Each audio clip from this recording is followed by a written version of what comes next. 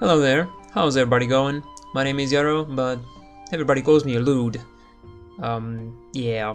Today I would like to show you and explain my Hypest games of 2017, as of February 2017. The video is gonna look like this. There's gonna be a set of honorable mentions, and then main games. They're gonna flip-flop around them. The honorable mentions, I'm gonna speak very briefly about them, what's looking cool about them, why I'm interested. But if you want to know more, just Google it out. I'm basically just pointing you in the right direction. Also, some of the mentions already come out, so yeah, they don't get the main spot. As for the main games, they're not ranked or anything like that, besides the Hypest game, which I'm really excited about, so yeah, that's the number one game. One of the reasons I decided to do this video is, well, a lot of the games I'm anticipating are games that you guys probably never heard about, so I want to give them some more exposure. Hopefully you will find them interesting too. And yeah, that's pretty much it. For the disclaimer, it's my list, so it's probably not gonna look like your list, and that's fine. Yeah, I just want to show you some new stuff, hopefully. And I'm gonna mention some stuff that is kind of obvious, but I just want to let you know what I'm interested in, what kind of game I like to look at and stuff. Alright. Well guys, let's take a look at the first set of honorable mentions. Alright, so the first game up in the honorable mentions is like, the set is gonna be like JRPGs and Japanese games. And the first one on the list is Tales of Berseria. Now, this already came out, it's on PC and PS4. I only played the demo, but man, the combat changes in that are crazy. You get like 16 different attacks. Sort of. You can chain combos in a really weird way. There are some straight up Street Fighter moves in there. You got fucking Chun-Li's thunder kicks, you got Hadouken, you got Shoryuken, you got fucking Tatsumaki and Shoryuken into one move. It's crazy. It's really interesting. I like the character design. The main characters aren't children. That's cool. Well, besides one character, but that's fine since it's not a lolly, so it's okay. It's a Shota, so I'm gonna take that. I'll take that. Yeah, the main character of Velvet looks really nice. Yeah. So yeah, the game just... I like the Tales series in general, so this is more Tales with some more interesting combat than the previous games, apparently. Looks really promising, so yeah. One day I'm gonna get into it, but it's not very high priority JRPG for my list or anything like that. Second game is Tokyo Xanadu. Now, that game came out in Japan like 2 years ago, I think. It was for the PS Vita. The Western version will get PS4 and PS Vita version, as far as I know. There's no concrete release date for this, but it's basically like Ys game. It's an action RPG from third person with a bunch of characters you can switch around. It's in the modern setting, so yeah, it's like, I guess the closest comparison I could make with this is like action RPG Persona aesthetic, sort of, kind of thing. It's gonna have great soundtrack because Falcom games have amazing soundtracks every fucking time. So yeah.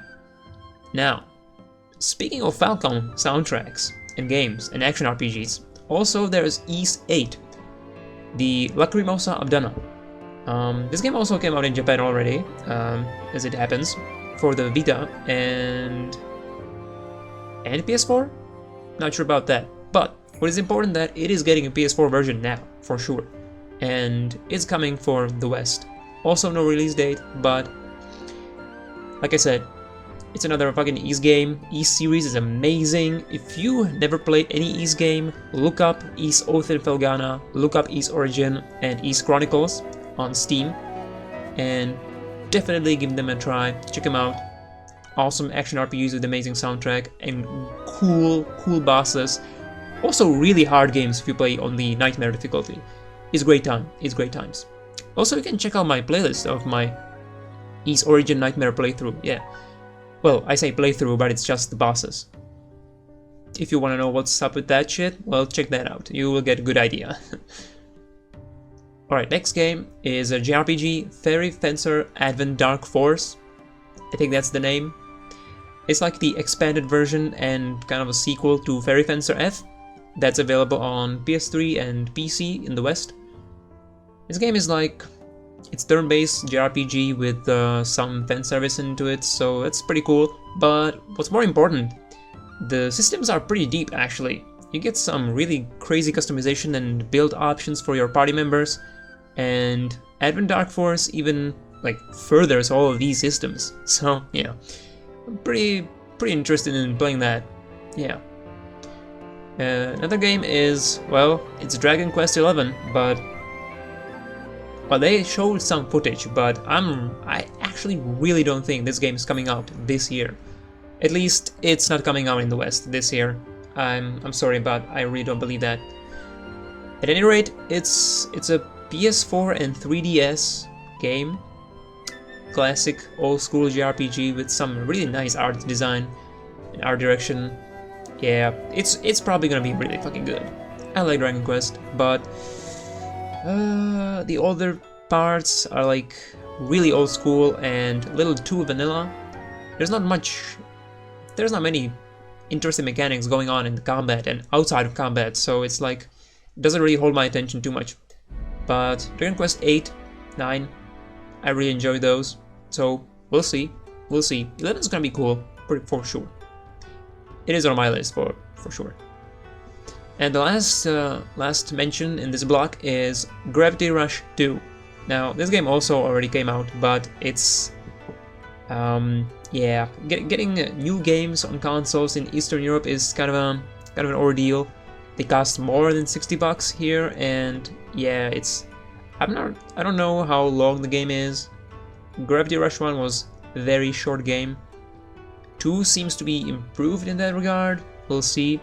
It's definitely on my list. I really love Gravity Rush 1. I enjoyed it very much.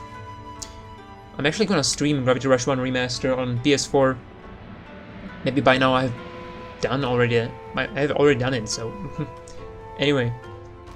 Yeah, Gravity Rush 2 is gonna be amazing. It looks good, new mechanics, more fleshed out characters, more Raven. What else could you? What else do you even want? Yeah, I'm down. Alright, so here's the first main game, okay? I just need to get this off my chest and get it done with, because it's a really obvious choice. Persona 5, okay? This game is gonna be fucking awesome. There's no question. There's not even a shadow of a doubt. There's no way I'm not gonna enjoy that game.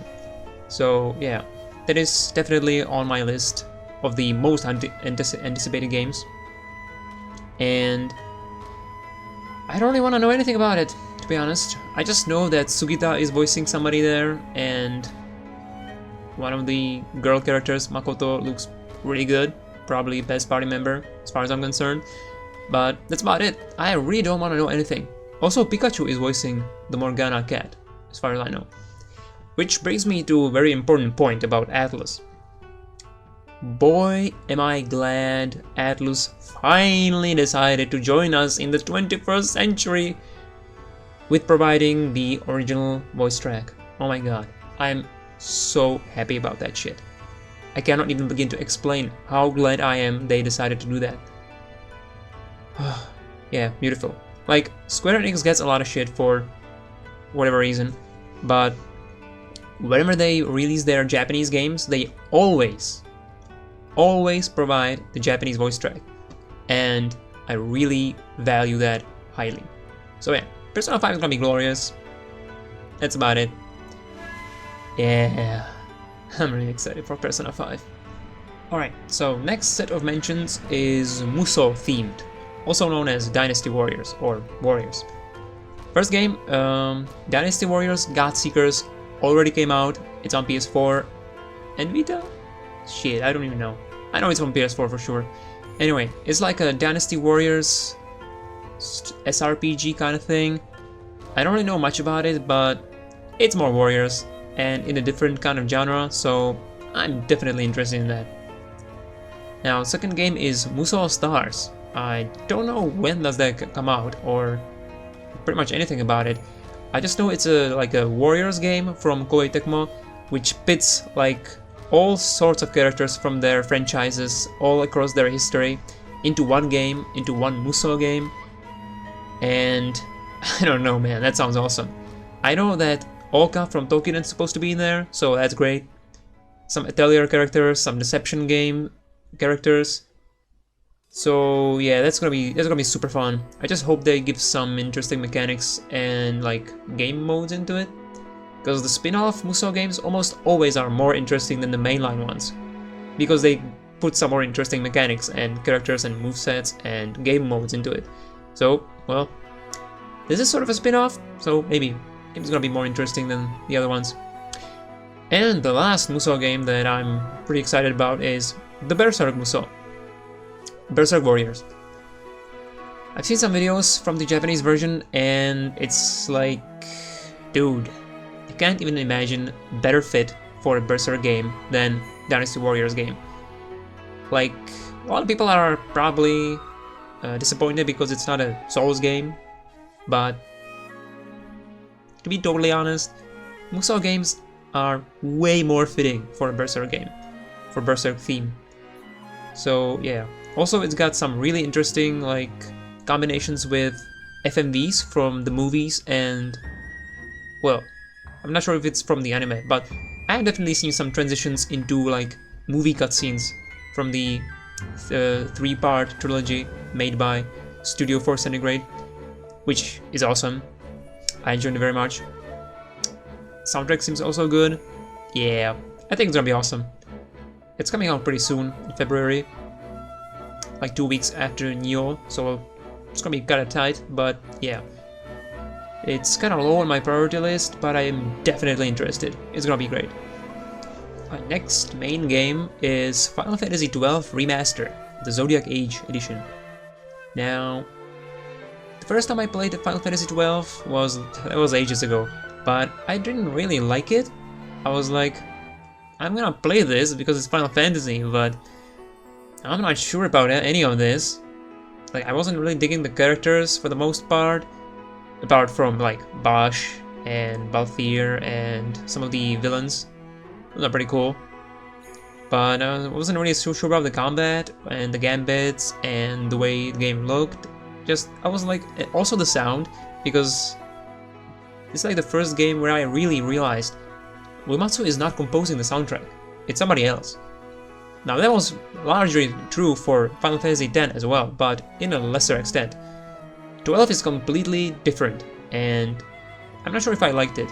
I did play 90 hours of it, so I probably enjoyed it. But now that I look back on it, I really am excited to play it again, because everything I remember that I didn't like or wasn't sure if I like it, I'm now sure that I will enjoy it, because there's a lot of great mechanics in it. Final Fantasy XII is just a super tight game. It's huge, there's a lot to do, there's a lot of optional boss fights, there's a lot of options for your characters and your party builds and customization. Yeah, and it's gonna look nice on the PS4. Yeah. One of my hypest games for 2017 for sure. Hopefully it's gonna come out a little bit later than spring, because spring is already fucking loaded. So, like a summer release date would be nice. July, June, I think I would enjoy that. Yeah. Final Fantasy XII Zodiac Age on PS4. It'll probably come out later on PC, but who knows when. It might be a month, it might be 3 months, it might be fucking a year. Who knows. Lightning Returns took fucking ages to come out on PC. But once it did, it was pretty fucking good, so, well, we'll see. I'm probably not gonna wait for a PC release though. Another set of honorable mentions belongs to PC games. There's Torment, Tides of Numenera. That's like a successor to Planescape Torment, which is probably my favorite RPG of all time, as far as computer RPGs go. Planescape Torment taught me English, it made me think about things, it made me question things that are being taught and told to me. So I really, really value Torment, Planescape Torment, a lot. It's a really important game in my life. And Torment, Tides of Numenera looks really interesting because the new setting of Numenera is like extremely crazy and weird and fascinating, and I want to explore it. And also, fucking Chris Avalone's working on it, so you know it's gonna be fucking good. Chris Avalone is the original writer for Planescape Torment. Yeah, very excited. Then the next game on the computer list is Bard's Tale 4.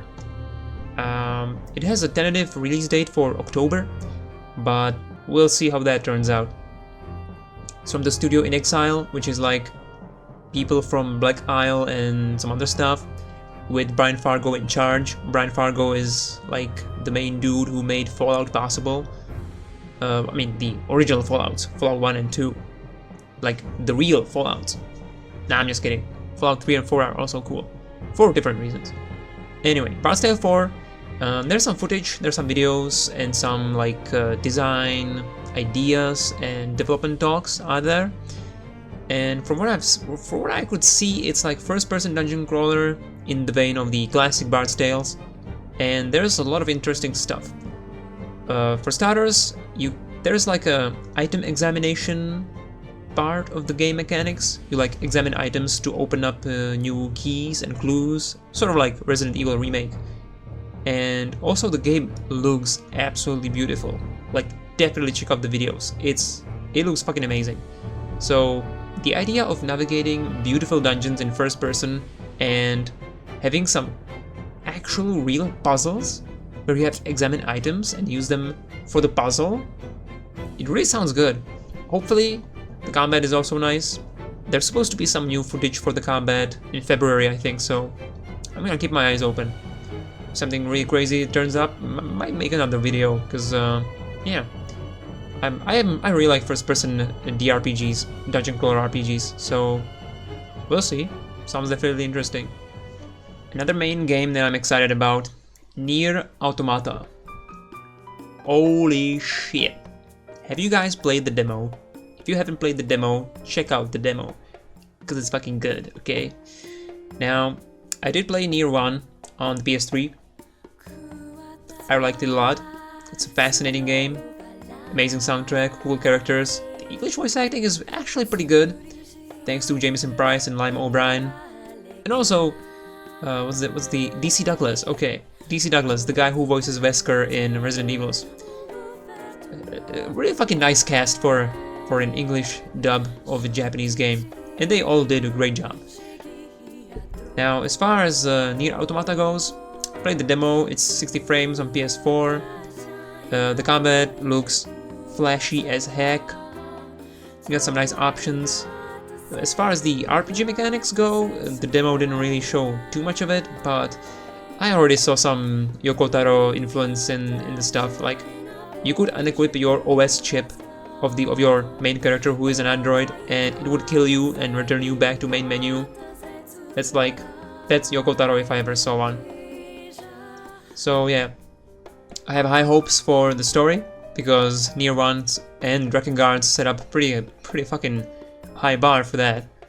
And this time around, it's also gonna have like super tight gameplay, because it's being done by Platinum Games, known for things like Bayonetta, Metal Gear Rising, and, well, I guess the people who are now in P Games previously were in Clover Studios, which made Okami. So yeah, you know, those guys know what they're doing when they have budget and they're doing something they actually like want to do.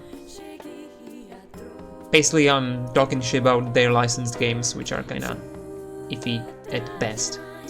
Anyway, Nier Automata looks great, sounds great, characters look great. Yeah, very excited for the game. It's coming out pretty soon too, so we'll see. It also comes out in PC, I gotta mention that. But it doesn't have a release date, so who knows. But I expect it to come out like a month or two later, not too much later. It should be alright. Alright, these mentions are probably gonna be very short. There's my Western games list. Yeah, there's 2 games on it right now. First of all, there's Mass Effect Andromeda. I like Mass Effect. I really enjoy Mass Effect 3 gunplay. I play a lot of the multiplayer. It was way better than I was expecting. And Andromeda looks like it's like superficially it looks like Dragon Age Inquisition as far as graphics and art direction goes. But the gameplay, It's like really tuned up and iterated Mass Effect 3 with some more options for movement, and that looks really good to me. I like third-person shooters and some covering and RPGs, so yeah, Mass Effect Andromeda is gonna be nice, but it's kind of low on my list because it's a Western game and I just am more into the Japanese kind of thing here. Right, the next game on the Western list is Wipeout Omega, which is like a collection of fucking everything Wipeout has ever done. And by Wipeout, I don't mean that goofy TV show in America, I guess it is. I mean the high-speed hovercraft fucking racing simulator with combat. Yeah, that. Wipeout Omega, coming out on PS4. It's like a collection of everything, all the other games that came before it.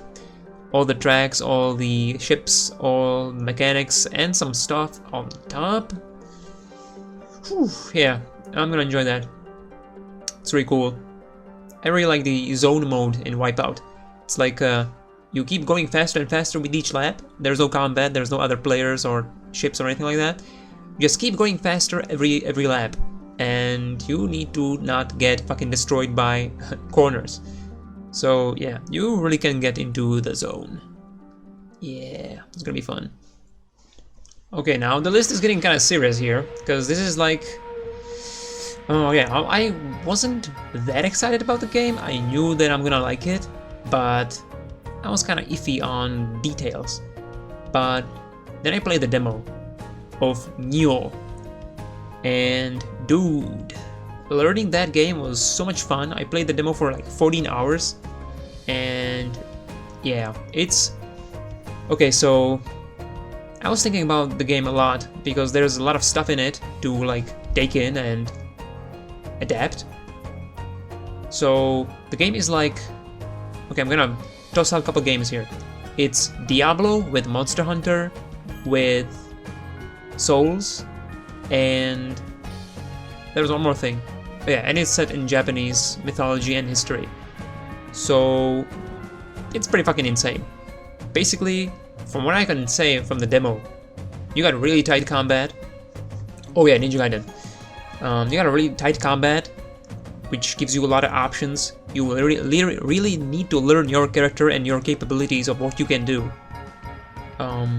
There's magic, there's ninja tools, and as far as gear goes, now that's where it gets really interesting. That's the Diablo part of the game. You can re-roll stats on the gear. Now that's pretty Diablo-ish.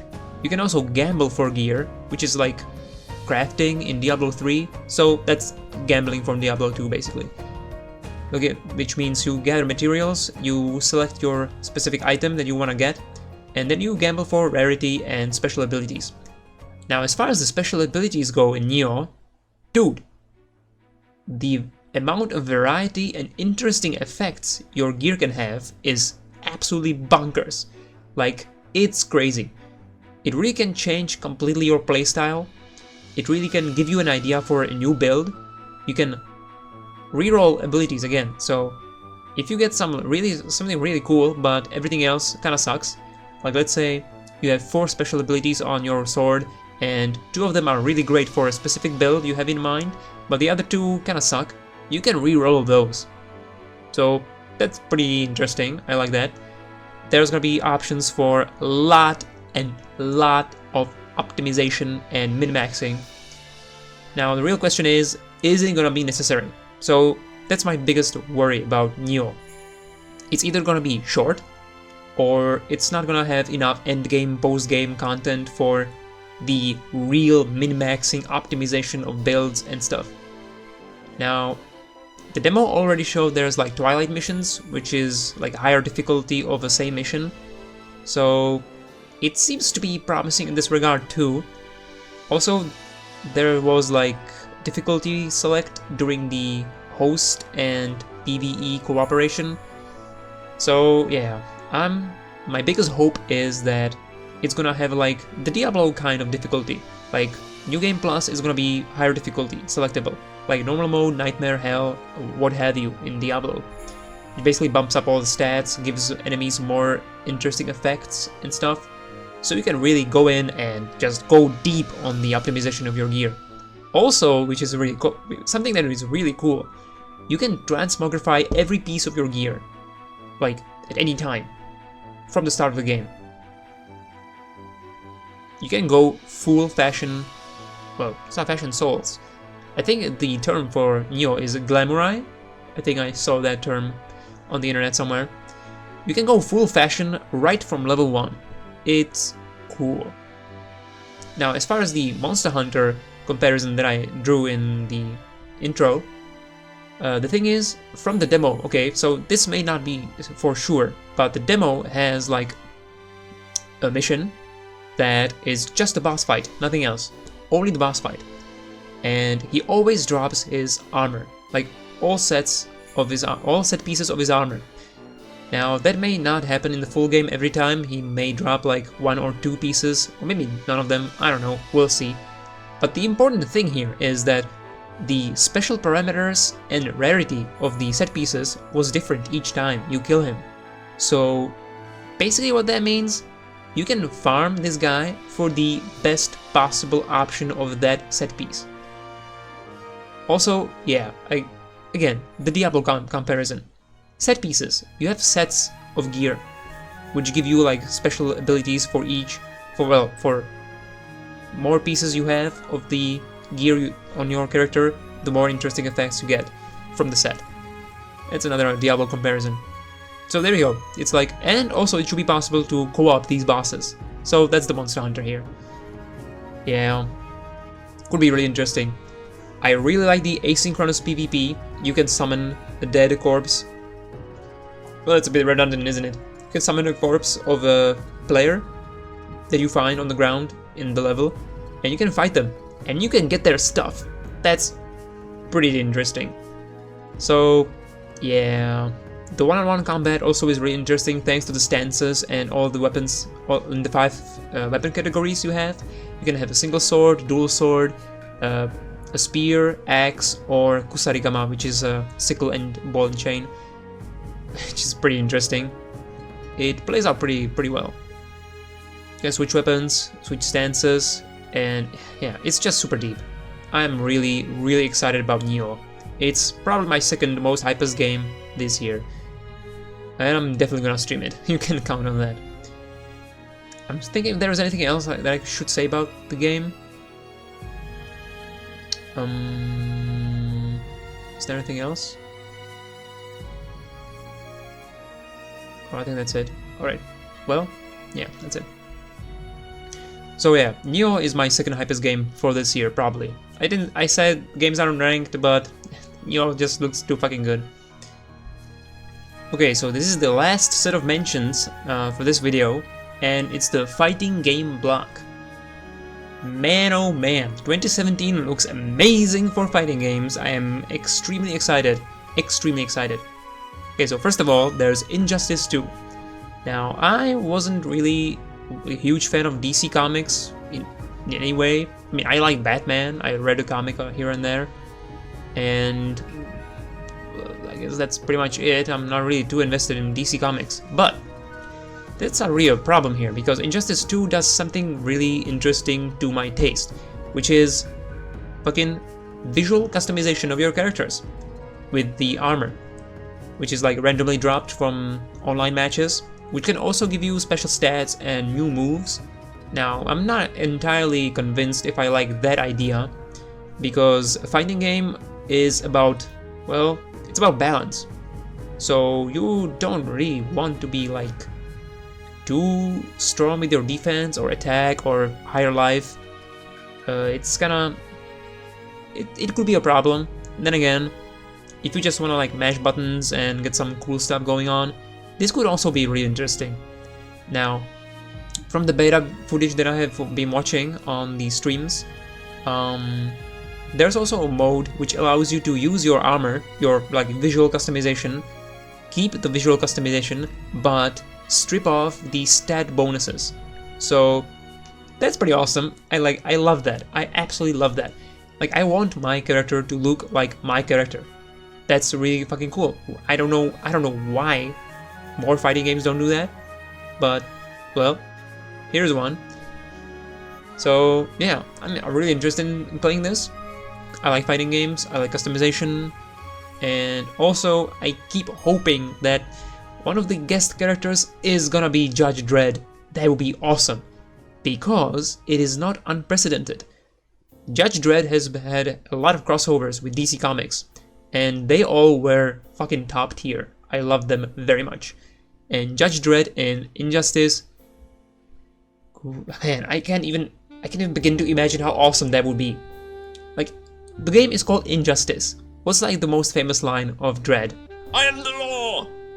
Yeah, I would love that. Alright, next game in the fighting game block is Tekken 7. Finally. Was that 7 times? I don't even know. But we finally got a release date on the PS4 for the console version. This is awesome. Also, they announced a new character who is a narcoleptic vampire girl. I'm in. The game looks awesome. I've been watching a lot of tournaments on the streams. It's got a slow-mo mechanic where two characters who are like low life and they're like about to clash with their two moves. The game slows down, zooms in, and then everybody's just waiting what's gonna happen next, who's gonna die, who's gonna survive.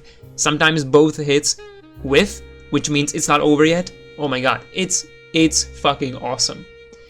I never really got into 3D fighting games like Tekken and Soul Calibur, but I really always liked Soul Calibur because of like the weapon combat and the weapon tracing and all that stuff. So yeah, there's no Soul Calibur on PS4, so well, maybe one day. But for now, there's Tekken 7. I'm excited for this. This is gonna be great. Next game for the fighting games is Marvel vs. Capcom Infinite.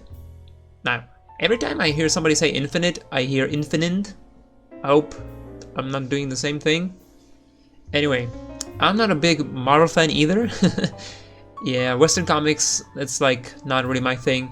But I do like me some Wolverine and Spider-Man and Gambit and Psylocke, yeah, all that kind of stuff. Well, Marvel Infinite is probably not gonna have too many X-Men characters, it seems, if any at all. They're probably gonna be a DLC, as far as we know right now. But you know, the fighting game is probably gonna be straight up fun. I'm not gonna be going too deep into Marvel because I don't really love the competitive aspect of Marvel vs. Capcom, but I really like the idea of pitting these characters in the crossover and just like pushing buttons and having fun. Yeah, I can dig that for sure. I'm not really sure what's going on with Ryu in the footage. He looks fat as fuck. Probably just the gi and shit, I don't know. Hopefully they're gonna fix up the graphics a little bit because the footage they have shown looks really early. I hope that's the issue here. I hope it's early. It seems like they didn't apply shaders or some shit. I don't know. Anyway, next game. Next game is Guilty Gear Xrd Revelator 2. Now that's a doozy of a title. It's not really a new game. It's an expansion for Guilty Gear Xrd Revelator, which introduces Baiken, fucking finally, also my favorite character from Guilty Gear. I can finally play the game. Yeah, no, I'm just kidding. I really like Leo Whitefang and Ramlethal and Sol and Kai and Faust. Yeah, I just Guilty Gear is awesome, okay? Guilty Gear is awesome. I have no idea what's going on in Guilty Gear, but I like it. Music's great. Here's the new version, which is not gonna be like a new disc. Well, it's gonna be a disc too, but if you already have Guilty Gear Revelator, you can just download the expansion as a DLC on the PC and PS4, and probably the PS3 as well. So yeah, that's pretty good. Seems like Arc System Works finally decided to stop releasing expansions, like new games, every half a year. So yeah, this looks promising. This looks promising. I mean, it's Guilty Gear. It's gonna be awesome. There's no question. Alright, number 1. Most anticipated game of 2017 for me. Yaro, also known as Lewd. Tokiden 2. Man. This game is gonna be awesome. So, well, what is Tokiden exactly? So it's a hunting game, also known as Karige from Japan. A hunting game is basically Monster Hunter. You know, you gather your party in a lobby, and then you go fucking smack some monsters on their head for their loot, which you turn into like upgrades or crafting gear, all that kind of stuff. And that's basically it. There's a lot of games in this genre, especially on the Vita. There's like Soul Sacrifice, Phantasy Star Online 2, there's Freedom Wars, Ragnarok Odyssey, even something like Vindictus, or even Destiny. I would even call Destiny a hunting game to a large degree. So Tokiden 2 came out last year in Japan. I'm really sensing a theme here.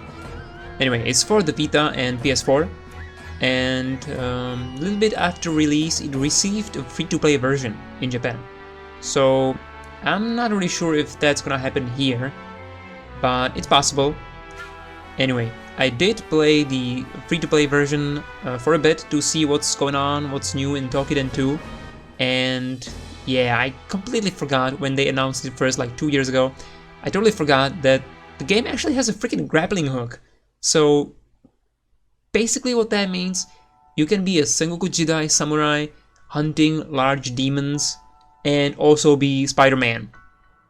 And that sounds good to me. Also, it's gonna have a PC version in the West, but there's a massive disclaimer on this, because Tokiden Kiwami, which is the first expanded game, also came out in PC for the West, but the port, when it launched, was super ass. Now, I don't know if they patched it or anything, I didn't follow it because I played it on the Vita. But yeah, there's a large chance it's gonna suck again.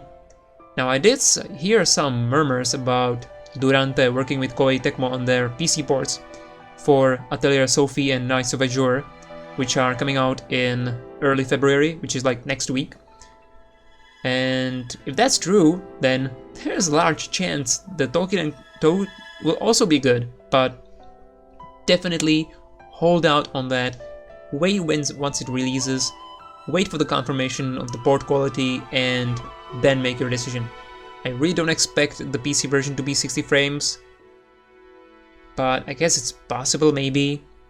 I personally will be getting it for PS4 because, like, I don't really care too much about trophies on my PSN account, but when it's a game I really like, that is just really speaks to me, I'm gonna get it on PS4 no matter what. Unless the PS version is like super crap, then I'm gonna get it on the PS4 or the Vita. And I definitely prefer 60 frames per second, but like I said, I don't expect the PC version to be 60 frames. And for Tokiden 2, I'm okay with 30. I played on the Vita, which was below 30, so yeah, I can deal with that, no problem. The game looks great on PS4 too, so yeah. Also, the Platinum Trophy for Tokiden Kiwami on the Vita took me like 350 hours, and I enjoyed it every minute. So I expect to do the same with Tokiden 2. Now, I have some footage prepared here to show off something really cool that I discovered in the demo, so you can get some idea of what the game looks like and what it plays like and what option it gives you with the combat system. Now, I really prefer playing with the longsword because I just like swords and I'm boring like that. But my second favorite weapon is probably the rifle, and the rifle allows you to do some really cool stuff. Now, each weapon has a lot of special moves and shit, so every weapon is extremely unique. There's like 10 different weapon types. I think there's 10, maybe even 11. And specifically the rifle here, what I'm gonna mention here is like every rifle has at least 3 different kinds of ammunition from a pool of like 6 or 7 types, and they all behave a little differently. Now, that's nice, but you can also charge your shots, and each ammunition type again has different effect. And also there's another thing. The rifle, you can throw grenades, which also behave differently, and you can shoot the grenade with your projectile, which will also have different effects depending on the ammunition you're using. So there's a lot of depth for the rifleman, and When you combine it with the grappling hook, you can do like something fancy, like I'm gonna show in the video here. You can grapple towards an enemy, which will propel you into the air, and once you aim mid-air, it's gonna like slow your fall, so you can shoot people up from the air. And I don't know, man. To me, that looks fucking awesome. You can also do like if you really want to switch your ammo quickly, you can empty the entire magazine with a really fancy animation and all that stuff. Movement in the game feels really good, despite it being at 30 frames per second. You got like a nice sprint move, which really makes your character appear like it's fucking legging it. I really appreciate that kind of thing. Also, the game is like open world, so I don't know exactly how does that work for a hunting game, but the demo, it seemed like you're just navigating open world, exploring, gathering some random doohickeys and some materials, and then there's gonna be like quests and instances. It also appeared like the hunting makes more sense because you actually be entering the nests of the monsters, of the large monsters, so that could be also very interesting.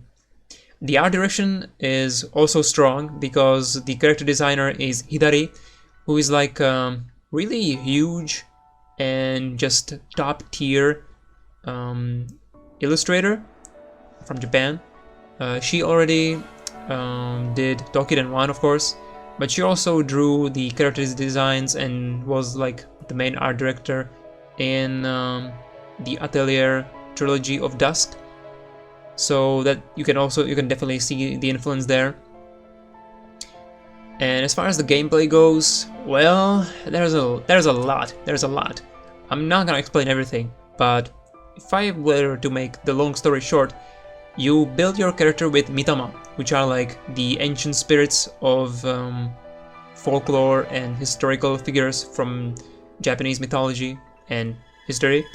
And you get 3 mitama that you can like socket into a weapon. Each mitama has 11 abilities, from which you have to select 3, with 1 extra like ultimate ability if you level them up, if you max them out. And the effects there are pretty crazy and varied.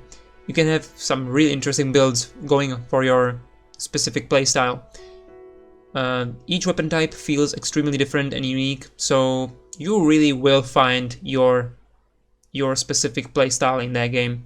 I'm confident in saying that. There's no way you wouldn't enjoy at least one of the weapon types. Also, the mitama have different categories depending on their active skills. So besides the 11 passive skills, from which you select 3, there's also 3 active skills which you can use in combat, and I think there's like 7 categories, so you can have like something really like vanilla, like attack build, which is the attack skills are increased damage or guaranteed criticals or leech as you deal damage with your attacks. That's pretty standard, normal, but there are some other more interesting things, like in Tokiden 1 it was called Plunder, which is specializing on severing limbs. Yeah, severing limbs is a huge part of the game, where you need to sever a limb and then you need to purify it so it doesn't regrow the limb again, the large monster. And it changes the moveset, it enrages the opponents. It's pretty fucking interesting, it's pretty dope. Now, the Plunder Mitama active skills are pretty interesting in that you can activate a skill, you can attack a specific limb, and it's like being purified already before you actually sever the limb. If you manage to sever the limb while it has this stat on it, it's gonna be immediately instantly purified once you sever it. So you don't need to like stand on the limb and do the ritual like usual. So yeah, there are some really interesting attack skills, active skills, and there's a lot of variety that you can just go ham with. Yeah, Tokiden 2 is my Hypest game, my #1 Hypest game, because I love hunting games, and I love the style of Tokiden, the soundtrack, the art direction, the voice acting. Speaking of voice acting, there's Koichi Yamadera voice acting one of the main characters. Koichi Yamadera is known for his characters in, well, he voice acted in Evangelion, Kajiryoji. He also voice acted Spike in Cowboy Bebop. There's also one of the other characters is Maya Sakamoto, who voiced Lightning in the Japanese voice acting in Final Fantasy 13. She also did some other stuff like, well, she also voiced Aerith in the Japanese voice acting of Assorted Media from Final Fantasy 7. And yeah, she has just really nice voice. I really like her. So yeah, the overall package seems to be really strong with Tokiden 2. Yeah, it's fucking my dopest game. I can't wait to play that. I'm gonna play a lot of it. Hundreds and hundreds of hours. Guaranteed. Well, there you have it. That's the list. I really hope I showed you some stuff that you weren't aware of. Something that looked interesting and cool to you. And, yeah, thanks for watching this video. I really appreciate it. Now, you can totally share your own Hypest game list. I'm interested to see that. Also, maybe you have, like, special reason that is very, like, uncommon for a game to be excited about. I'm interested in hearing that.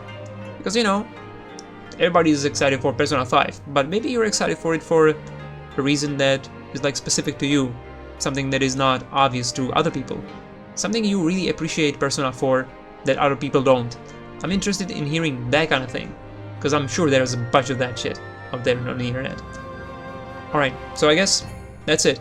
Thanks for watching, and I'll catch you on my streams. You can catch me on the link that I'm putting somewhere here, and I'll be glad to welcome you. Catch you later.